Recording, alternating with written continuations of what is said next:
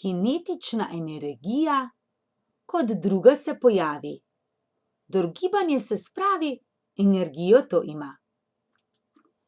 Kinetika je veda, ki se z gibanjem ukvarja in se kot nasprotje statiki postavlja. Ko avto stoji, nevaren ni. Če giblje se, nevaren je, saj kinetično energijo ima in lahko jo tebi preda. Tudi otrok, ki pri miru stoji, nevarnost za nikogar ni. Če pa otrok divjati začne, lahko s svojo kinetično energijo marsikaj podre. In zdaj predstavljaj si, da si novo hišo postavil ti. A ker hiša čisto ob cesti stoji, včasih kak avto se v njo zaleti. Kdaj bal za hišo bolj bi se ti, ko proti njej s hitrostjo 50 km/h? Tovornjak ali avto hiti? Jasno se zdi, tovornjak večjo maso ima in zato lahko v hiši tudi več energije preda. Avto, ki manjši je, z manjšo kinetično energijo giblje se. Sedaj pa nova situacija. Imamo dva avta, ki enaka sta. Eden počasi pelje se, drugi pa divja in s tem seveda večjo kinetično energijo ima. Zdaj vemo dvoje že, da kinetična energija z maso in hitrostjo veča se. Kako točno pa se to zgodi? Iz energijskega zakona sledi. Če toplote ni, energijski zakon se tako glasi. Če telo po ravnini drvi, potem se samo kinetična energija spremeni. Delo A je F krat S. In ker F je M krat A, S. In še dejstvo, da A krat T je V, upoštevamo. In že dobimo za kinetično energijo formulo mv² deljeno z 2 je za kinetično energijo formula. Kot vidiš, izpeljava kar dolga je, zato raje nauči na pamet to formulo se. Kako pa s prožnostno energijo je? Imajo telesa, ki prožna so.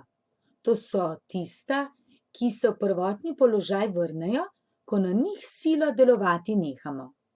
Prožno telo je elastika, prožen je lok, prožna je vzmet, prožna je žoga, prožna je mreža, prožna je koža in še kaj. A računati v osnovni šoli nam prožnostne energije telesa treba ni.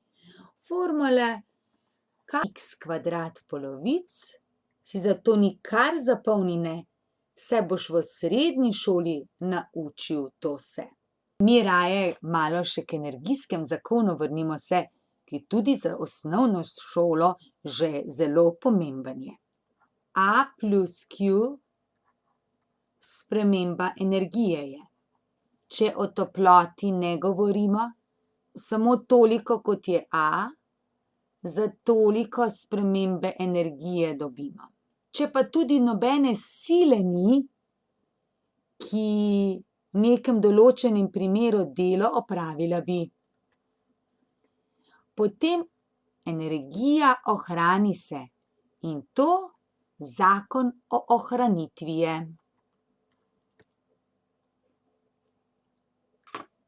Največkrat se le dve energiji spreminjata, potencialna in kinetična. Če delo je nič in se samo te dve energiji spreminjata, potem izrek o ohranitvi kinetične in potencialne energije velja. Kinetična energija se za toliko spremeni, kolikor od drugega telesa potencialne energije dobi.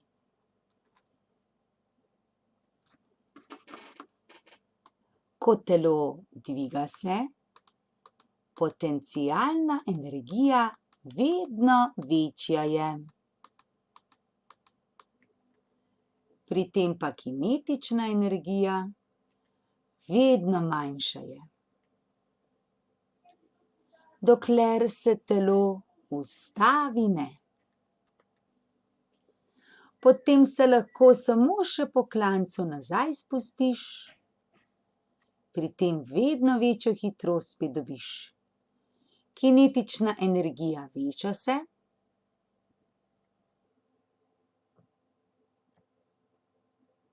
potencialna energija pa vedno manjša je. Pri tem pa posebno pravilo velja, da na vsakem mestu se vsota kinetične in potencialne energije ohranja.